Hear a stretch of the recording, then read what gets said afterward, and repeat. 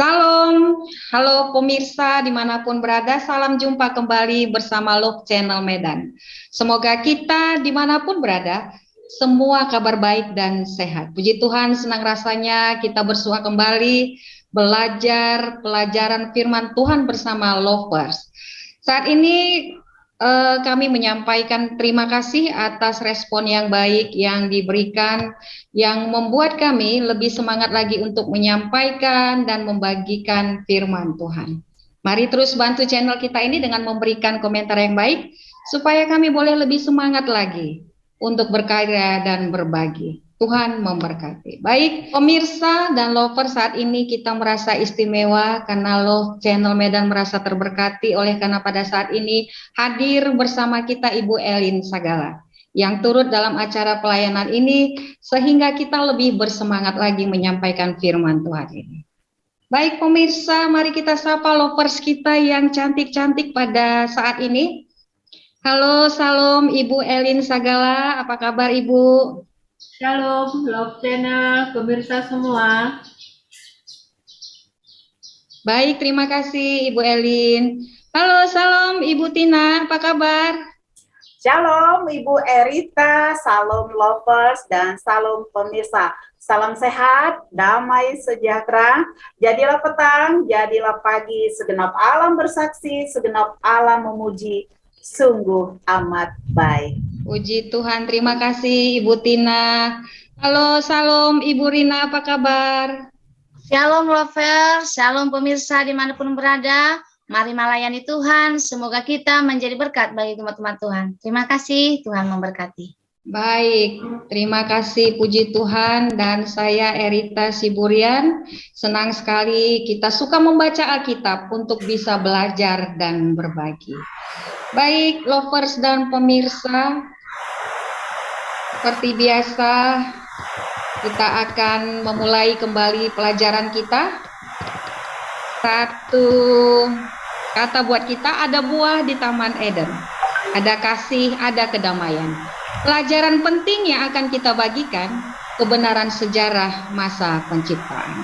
Oke, baik pemirsa dan lovers, sebelum kita mulai pelajaran kita ini, kita terlebih dahulu kita berdoa, doa yang akan disampaikan oleh Ibu Tina.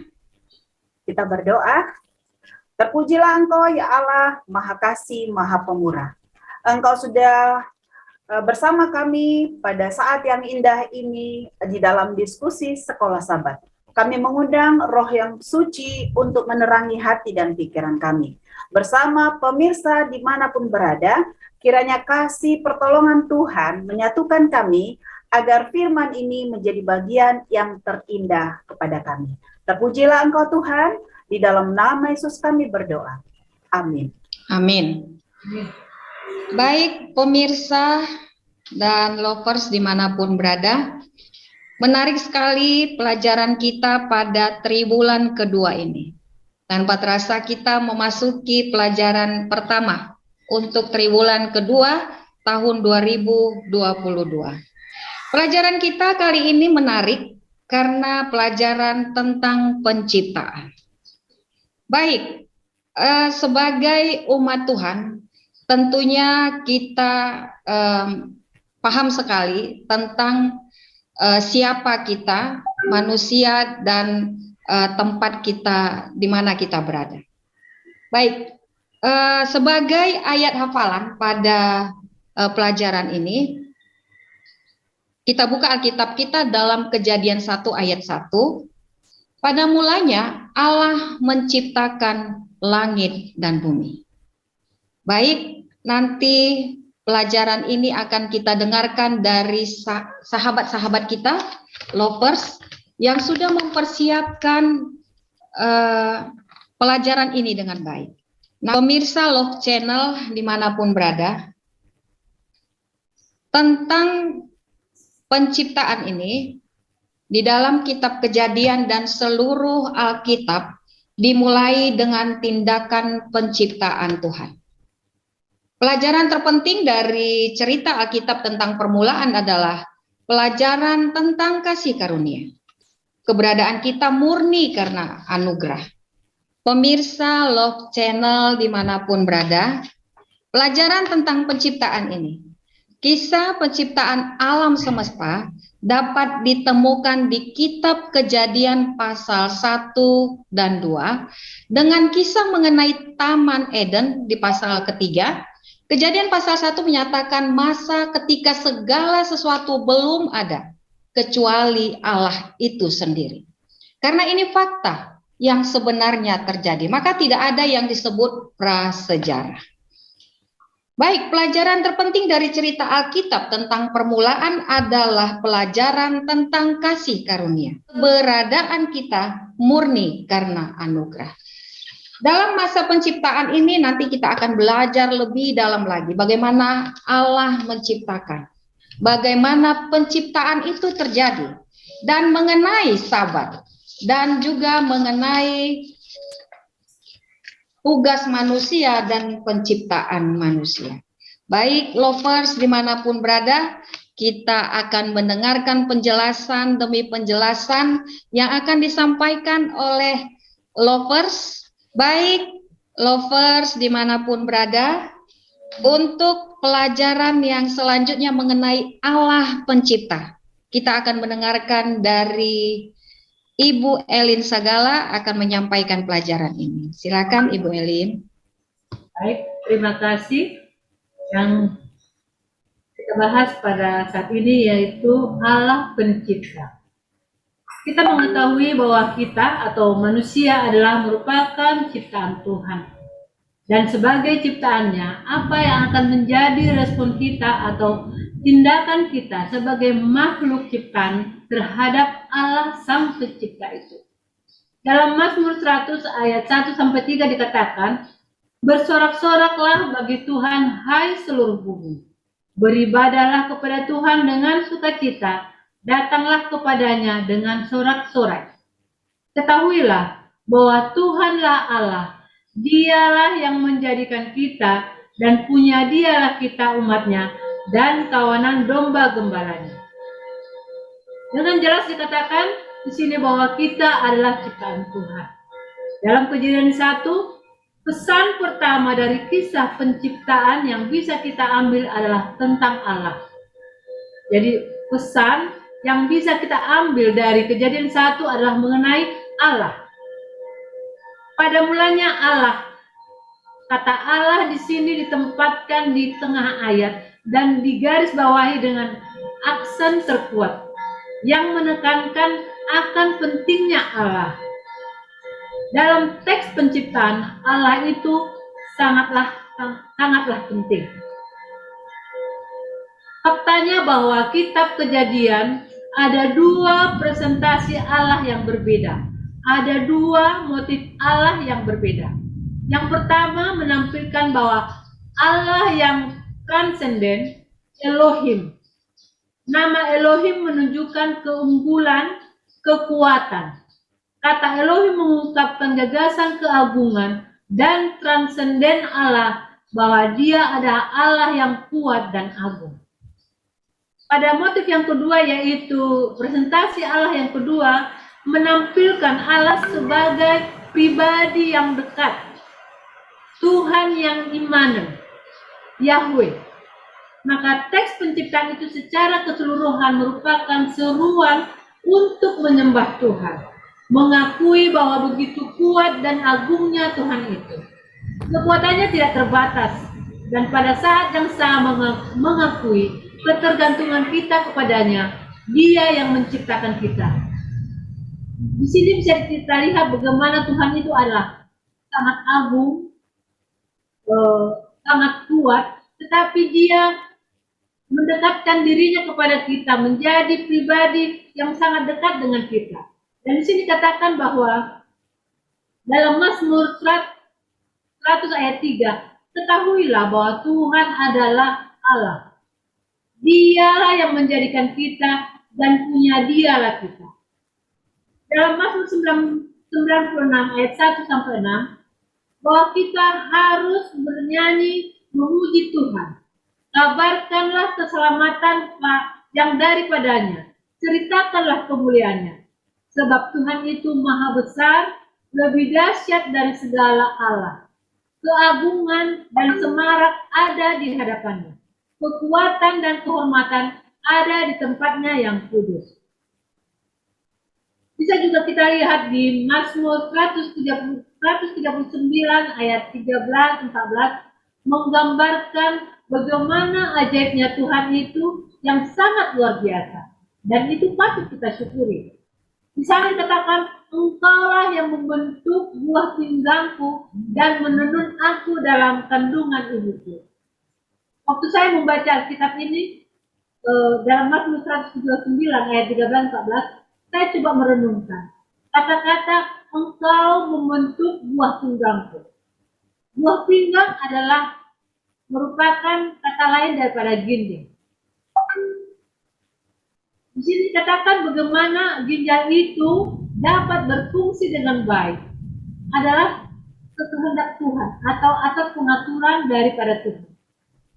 Kalau kita tahu bahwa fungsi ginjal adalah untuk menyaring zat sisa atau racun-racun yang ada di dalam tubuh kita yang kita makan, mungkin dari makanan kita, minuman kita, apapun yang kita makan, ada yang mengandung racun. Dengan sendirinya, racun-racun ini akan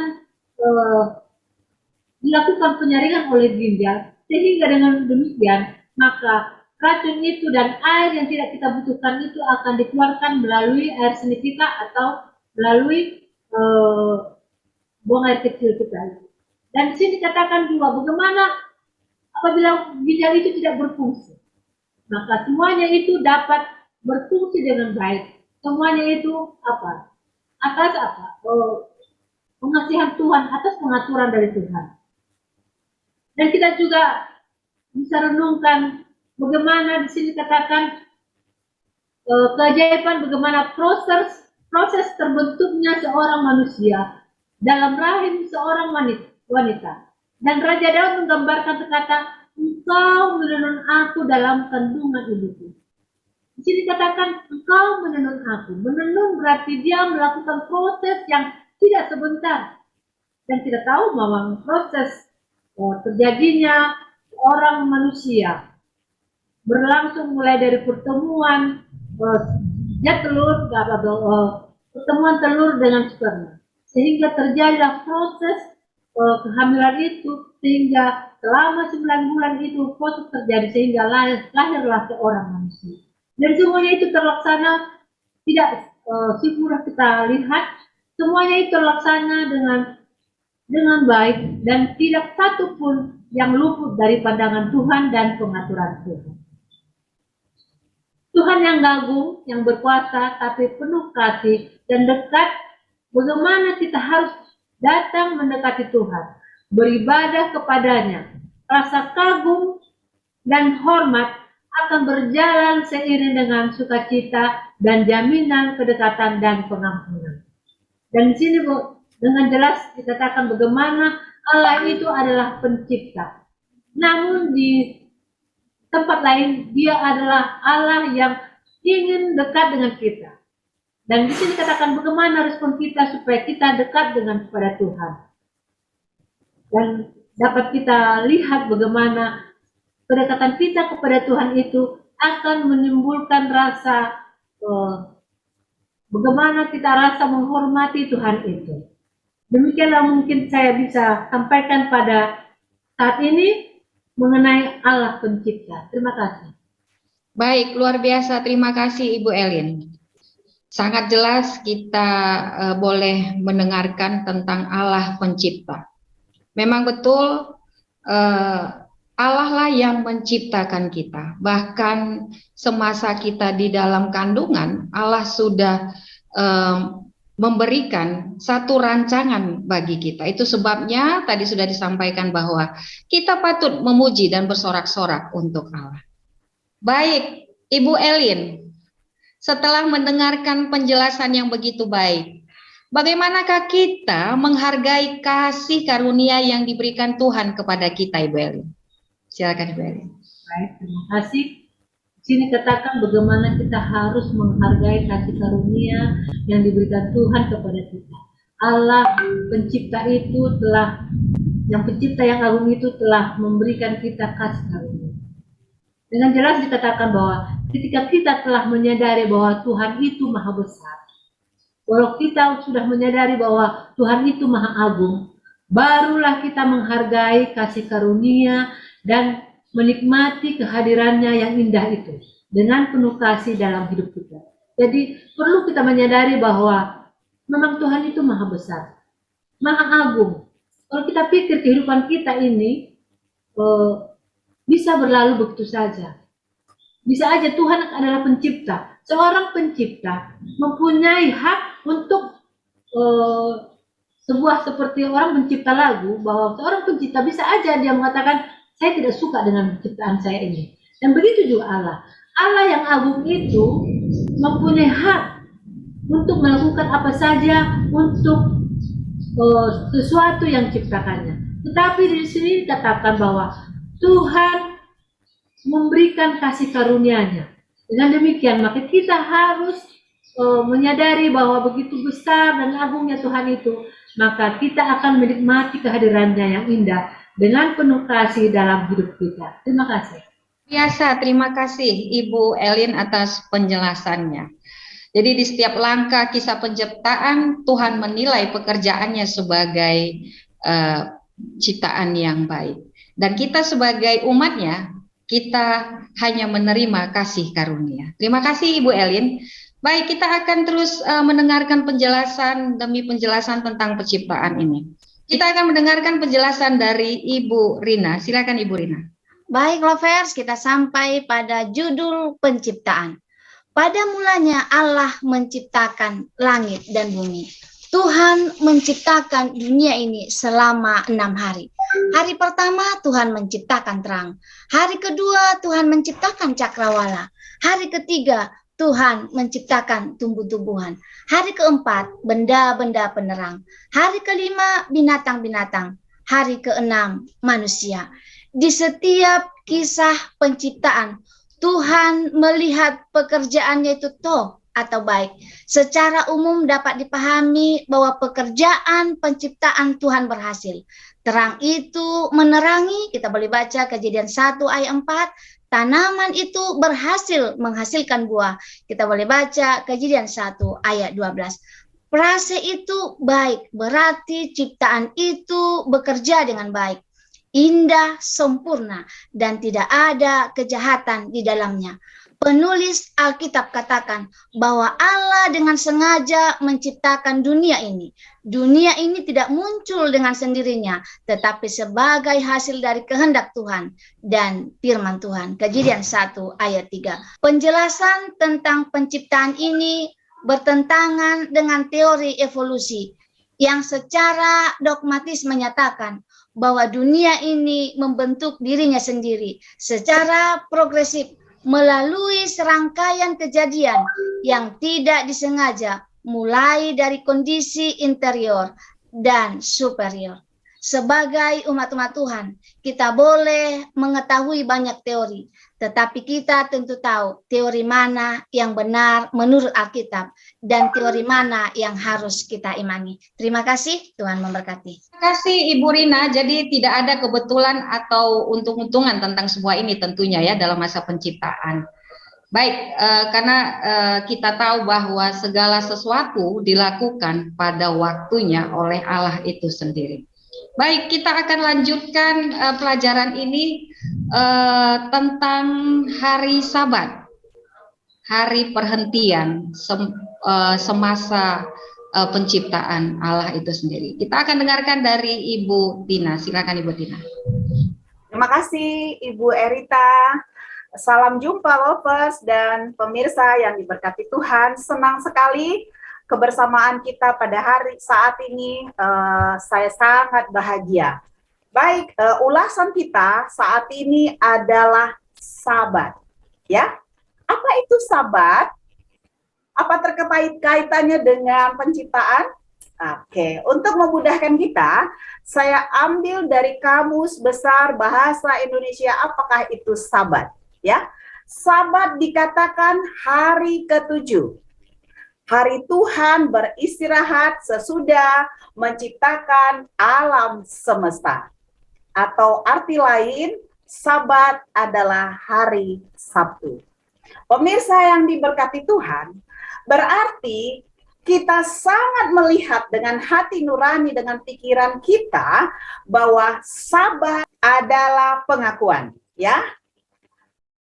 Orang yang memahami hari Sabat berarti dia mengakui bahwa dunia ini diciptakan oleh Tuhan selama 6 hari, dan hari ketujuh Tuhan beristirahat. Kita akan melihat apa yang dilakukan, apa bukti daripada hari Sabat itu. Kita lihat dari Kejadian 2 ayat 2 sampai 3 demikian. Ketika Allah pada hari ketujuh telah menyelesaikan pekerjaan yang dibuatnya itu, berhentilah ia pada hari ketujuh dari segala pekerjaan yang telah dibuatnya itu. Lalu Allah memberkati hari ketujuh itu dan menguduskannya, karena pada hari itulah ia berhenti dari segala pekerjaan penciptaan yang telah dibuatnya. Pemirsa yang diberkati Tuhan, saya mengambil 4 poin atau 4 unsur dari firman Tuhan yang baru kita dengarkan. Yang pertama adalah menyelesaikan, ya. Yang kedua berhenti. Yang ketiga memberkati, dan yang keempat menguduskannya. Baik, kita akan kaitkan dalam satu firman di dalam Keluaran 20 ayat 8 sampai 11. Dikatakan, ingatlah dan kuduskanlah hari Sabat, 6 hari lamanya engkau akan bekerja dan melakukan segala pekerjaanmu, tetapi hari ketujuh adalah hari Sabat Tuhan Allahmu. Maka jangan melakukan sesuatu pekerjaan, engkau atau anakmu laki-laki atau anakmu perempuan atau hambamu laki-laki atau hambamu perempuan atau hewanmu atau orang asing yang di tempat kediamanmu. Sebab 6 hari lamanya Tuhan menjadikan langit dan bumi, laut dan segala isinya, dan ia berhenti pada hari ketujuh. Itulah sebabnya Tuhan memberkati hari Sabat dan menguduskannya. Pemirsa yang diberkati Tuhan, betapa indahnya maksud hari Tuhan, yaitu hari perhentian. Apa yang harus dilakukan oleh manusia? Saya akan mengambil 1 poin unsur menguduskan, ya. Menguduskan kata lain daripada beribadah. Nah, bagaimana? Apakah Sabat ini ada akhirnya? Saudaraku, ada 2 peristiwa ungkapan di Alkitab bahwa adanya harapan atas manusia. Yang pertama di dalam Keluaran 40 ayat 33 mengatakan, menyelesaikan pekerjaan pembuatan tempat kudus. Yang kedua, 1 Raja-Raja 7 ayat 40 dan 51, akhir pembuatan bait suci Salomo. Dan yang terakhir, pemirsa yang diberkati Tuhan, dan Sabat adalah tanda akhir kepada manusia bahwa penderitaan, ya, pencobaan dunia akan berakhir dengan penciptaan dunia baru. Tertulis di dalam Yesaya 65 ayat 17 dan Wahyu 21 ayat 1. Demikian pemirsa, ada satu harapan. Harapan akan hari Sabat yang luar biasa pada dunia baru. Demikian Ibu Erita yang bisa saya sampaikan dengan judul Sabat. Terima kasih. Baik, terima kasih. Kita sungguh sangat jelas mendengarkan tentang hari ketujuh ditandai dengan hari Sabat, ya, bahwa hari Sabat itu adalah hari ketujuh ditandai dengan beristirahatnya Allah. Ibu Tina, ekspresi apa yang kita perbuat terhadap penciptaan itu? Oh, bagus. Puji Tuhan ya. Ada kata ekspresi. Nah, kalau ada kata ekspresi adalah satu kebahagiaan. Baik, saya akan ambil pada peristiwa penciptaan hari pertama sampai hari kelima. Jadilah petang, jadilah pagi, itulah hari pertama. Nah, ada kata akhir daripada peristiwa itu adalah dikatakan bahwa semuanya itu baik.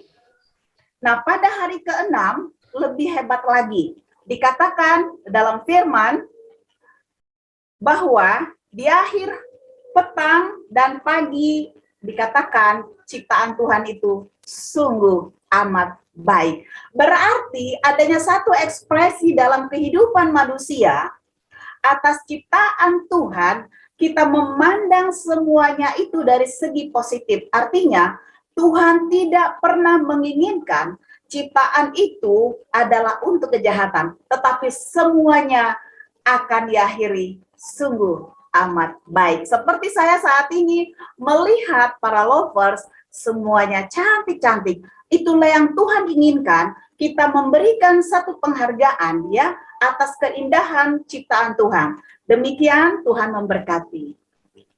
Baik, terima kasih Ibu Tina. Sungguh sangat terberkati pemirsa dan lovers yang sudah mendengarkan penjelasan tentang tentang hari Sabat. Baik, selanjutnya kita akan kupas lebih dalam lagi tentang penciptaan manusia. Bagaimana penciptaan manusia ini? Silakan Ibu Rina. Baik lovers, pemirsa di rumah, sampai pada judul penciptaan manusia. Pada hari terakhir dari penciptaan, Allah berkata, baiklah kita menjadikan manusia menurut gambar dan rupa kita, supaya mereka berkuasa atas ikan-ikan di laut, dan burung-burung di udara, dan atas ternak, dan atas seluruh bumi, dan atas segala binatang melata yang merayap di bumi. Maka Allah menciptakan manusia itu menurut gambarnya. Menurut gambar Allah diciptakannya dia, laki-laki dan perempuan diciptakannya mereka. Kita boleh baca Kejadian 1 ayat 26 sampai 27. Dengan demikian Allah mengakhiri pekerjaannya dengan satu sentuhan pribadi Allah, membentuk manusia dari debu tanah dan memberikan hidup dengan menghembuskan napas hidup ke dalam hidungnya. Demikianlah manusia itu menjadi makhluk hidup. Kejadian 2 ayat 7. Dengan demikian manusia memiliki keunikan dibanding dengan ciptaan-ciptaan lainnya, yaitu memiliki bagian materi tubuh dan non materi, yaitu jiwa atau roh. Memiliki gambar atau rupa Allah dalam pengertian yang paling sederhana, berarti manusia dibuat menyerupai Allah. Ketika Adam dan Hawa lahir di tangan pencipta, ia membentuk tubuh, pikiran, dan rohaninya sifat yang serupa dengan kaliknya. Terima kasih Ibu Rita. Baik, terima kasih. Jadi penciptaan manusia dilakukan Allah serupa dan segambar dengan Allah. Ibu Rina, apa tujuan Tuhan menciptakan manusia itu? Baik Ibu Rita, apa tujuan Tuhan menciptakan manusia? Manusia diciptakan Tuhan untuk berhubungan dengan ciptaan yang lain dan juga kepada sesama manusia. Dan Allah menghendaki manusia itu beranak cucu dan bertambah banyak, memenuhi bumi. Kita boleh baca Kejadian 1 ayat 28. Terima kasih. Baik, terima kasih Ibu Rina. Lovers dan pemirsa, penjelasan demi penjelasan kita sudah dapatkan dengan baik, namun kita akan lebih jauh lagi tentang ketika manusia sudah diciptakan, apa tugas manusia. Kita akan dengarkan dari Ibu Tina. Silakan Ibu Tina. Terima kasih Ibu Erita. Pemirsa yang diberkati Tuhan, saat ini kembali kita dalam ulasan tugas manusia. Seperti yang sudah dijelaskan Ibu Elin, Ibu Rina, bahwa sekarang kita membayangkan manusia itu berada di taman yang paling indah. Ya, ingat bahwa penciptaan itu berarti bertumbuh. Ya, maka ada harus tugas manusia. Kalau tidak ada tugas manusia, maka pertumbuhan itu akan tidak terkendali. Ya, oke, baik. Dikatakan di sini bahwa segera setelah Tuhan menciptakan manusia pertama, yaitu Adam, Tuhan menawarkan 3 pemberian. Dan tiga pemberian ini masing-masing dikatakan sesuai dengan judul adalah menjadi tugas. Yang pertama, pemberian Tuhan kepada Adam yaitu Taman Eden. Kejadian 2 ayat 8. Yang kedua, pemberian Tuhan kepada Adam yaitu makanan. Kejadian 2 ayat 16. Dan pemberian yang ketiga kepada Adam yaitu istrinya yaitu Hawa. Di dalam Kejadian 2 ayat 22. Pemirsa yang diberkati Tuhan, ketiga unsur pemberian Tuhan tadi kita coba angkat apa maknanya, apa yang menjadi tanggung jawab Adam untuk ketiga hal yang diberikan. Yang pertama tentang Taman Eden, ya seperti saya sampaikan tadi bahwa ciptaan itu terus bertumbuh. Nah kalau dan kita kaitkan dengan sungguh amat baik. Nah, kalau Adam ya tidak mengusahakan, dikatakan tidak memelihara taman itu, maka taman itu bukan menjadi satu keindahan lagi, ya. Karena ada ranting-ranting yang harus dipotong begitu saudaraku, ya. Jadi kita harus mengerjakannya, membuat itu berbuah, ya. Supaya apa? Tetap bahwa alam itu dilestarikan dan terjaga keindahannya. Yang kedua, menyangkut tugas yang kedua adalah makanan. Saya tertarik yang kepada Ibu Elin katakan tadi, bahwa penciptaan itu adalah hak mutlak Allah kepada manusia. Nah, di sini ada tersangkut hak mutlak yang diberikan Allah kepada manusia, yaitu apa? Semua makanan atau semua buah-buahan, karena pada waktu itu makanan manusia cenderung ke buah-buahan, silakan untuk dinikmati kata Tuhan, ya.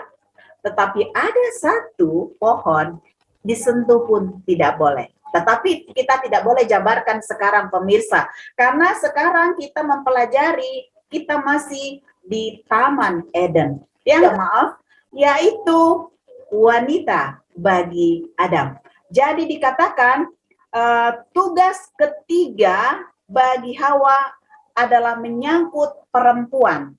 Pemberian ketiga ini adalah supaya ketika pria atau seorang laki-laki telah mendapatkan pendamping hidupnya, dia pergi meninggalkan rumah orang tuanya.